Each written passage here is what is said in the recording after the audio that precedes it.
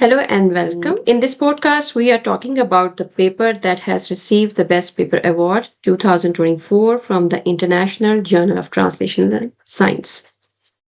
The paper is titled as Chrono-Nutrition, Understanding the Interplay Between Circadian Rhythms and Personalized Nutrition.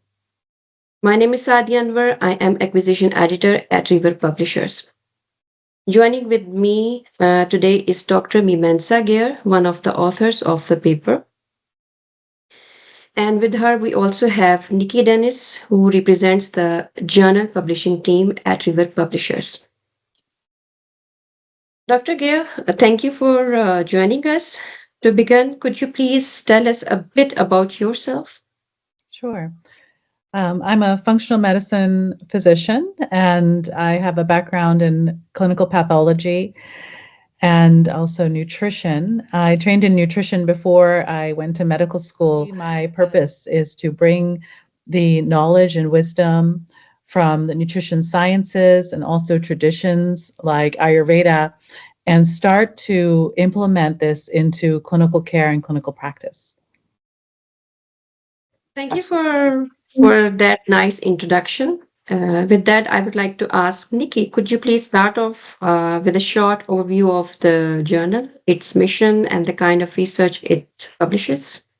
Yes. Hi, everyone. I'm Nikki Dennis, and I'm the journal's publisher at River. And the International Journal of Translational Science is one of our newer journals. We're just at that cusp where we're hoping to get into the big indexing and PubMed within the next year or so.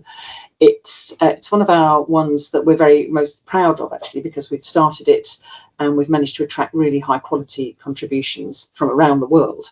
And this is the first year that we've had a year, and you're the first winner of the Best Paper Award, Dr. Geere. Very, very pleased to have you. As with everything with River, our approach is personal, flexible, focused on the researcher. We're not going to be one of those publishers that has great big systems that you never get to speak to a person. We pride ourselves on that personal approach. So we are smaller and more bespoke, but we're right here for you, and we're interested to hear about people's publishing ideas, their papers and their journals. Nikki, I know you had a few questions for Dr. Geere. Please go ahead with that. I do, yes. So, Dr. Geere, in your paper, you present chrono-nutrition as a distinct and emerging area within nutritional science. What, in your view, sets it apart from traditional nutritional practices and approaches, and why do you think timing has become such a critical factor? Yeah, thank you. Well, chrono-nutrition, sometimes people get confused with that word. And chrono-nutrition is exactly like you said, it's timing. When do we do things? When do we eat? And this extends beyond just food. It can also go into when do you take your medications, when do you take your supplements. So it's this concept that's emerging now in science, but I'll also say it's been around for thousands of years in traditional medicine as well. But we're starting to understand how important it is in the biology. And it's fascinating to see the science. We've always known about how light affects our body and how important light is when you first wake up in the morning. We also understand how light can essentially activate parts of your brain in the hypothalamus and the suprachiasmatic nucleus. And science has always known that this light activation can turn on and off certain genes in the body. But now the science is extending even further to show that there's a relationship between that and disease and the onset of disease. So it makes me really start to question and want to dig further into research around the etiology of diseases. Is it just, environmental factors that are causing certain diseases that we consider to be lifestyle, or could it also be factors like this that include what time people are waking up, how much light exposure they have during the day? Are they living in sort of closed walls with fluorescent lights all day long, including when they wake up in the morning? All these things that are modifiable can actually potentially affect health should we understand them better and learn how to implement them in the day-to-day life. Yeah, so it's great because following on from that, you also discuss how this, let's call it circadian misalignment, negatively affects metabolic health. And can you elaborate a bit more on how lifestyle factors, like we've talked a bit ahead of the podcast, of shift work and irregular eating schedules, caused by planning and lack of planning and timing, contribute to that based on the findings you found? Yes.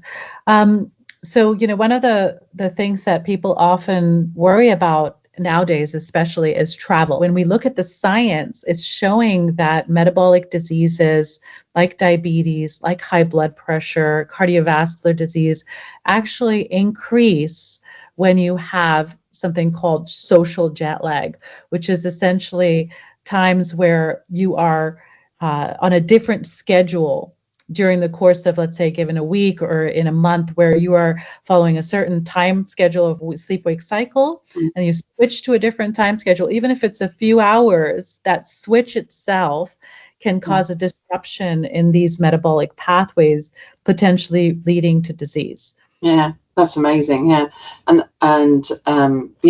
that links us back to this, the microbiome and personalized nutrition to sort out your own personal microbiome.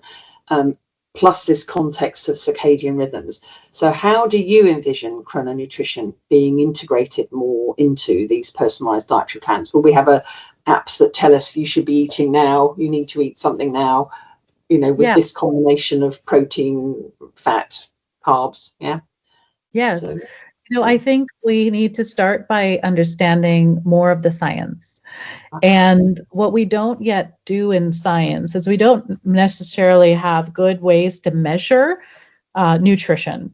As we were talking about, nutrition is one of the most difficult things to measure in people, and why we're sort of not so far ahead in our nutrition science in humans, because people tend to have, recall biases when it comes to nutrition.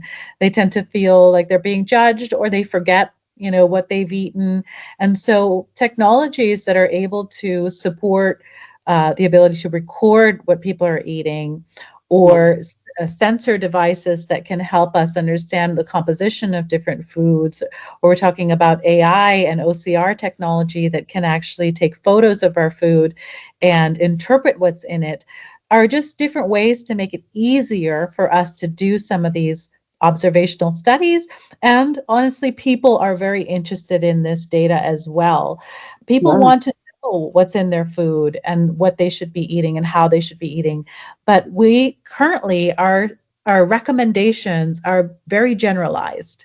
They're not specific to your genomics. They're not specific to your individual microbiome situation or your personal food sensitivities.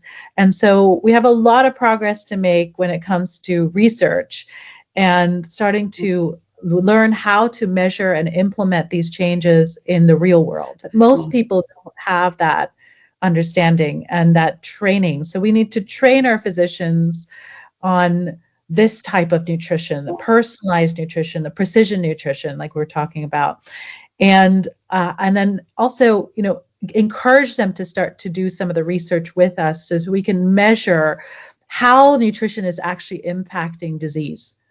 Yeah, right. It's a huge topic, isn't it? Final question, which is around highlighting the socioeconomic and cultural factors, because that's a huge part of nutrition and obviously chronic nutrition.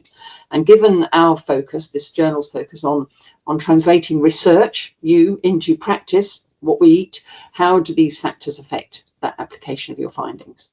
Yeah, this is really important because not everybody has access to some of these things we've been talking about. Organic foods, for example, are more expensive than some of the lower price, easily accessible non-organic foods. And so education becomes key, understanding, which foods are going to be that you can actually eat that are not organic. For example, like bananas or oranges, something that you can peel off the top versus an apple where you're eating the whole thing with the skin on. And so the pesticides that are on the outside and how those affect your body. We haven't talked about environmental toxins, which I've also covered in the paper, but making sure that you have lower loads of toxins, especially in those that are of lower socioeconomic status, is going to be key to whether or not they develop long-term conditions like diabetes and cardiovascular disease. And again, this is science that is out there but is not yet in practice. So when we're considering populations like this, I think education becomes one of the most direct ways that we can help. The first step is to, come back to the basics, which is our food fresh? Is it whole? Is it grown in the ground? All of these things are accessible, regardless of the socioeconomic conditions, and also planting, being able to have community gardens that we provide access to and cultivate for those who are in need, so that they can have good fresh produce and have that available to them. Again, this is the root cause of many diseases and is often affecting psychological conditions. The gut-brain axis is very much very well known and in the research. And what are some of the main reasons why people are often homeless and in difficult situations is because of psychiatric and psychological issues that are often stemming and rooted in the gut. So this is actually a very important place to start and to start thinking about even in different socioeconomic conditions. Okay, so I'm hearing whole, fresh, something that you can peel, or organic. Okay, I'll implement that straight away. I'll try. But thank you for sparing some time, because you're obviously extremely busy saving everybody. We've all got to get on it. And we will do our bit by promoting the paper, and hopefully that will help. There's some education, and then maybe there'll be some other projects and future papers from this, and maybe even a book. So we'll have a chat about that. Thanks very much for your time, Amanda. Sure. Thank you.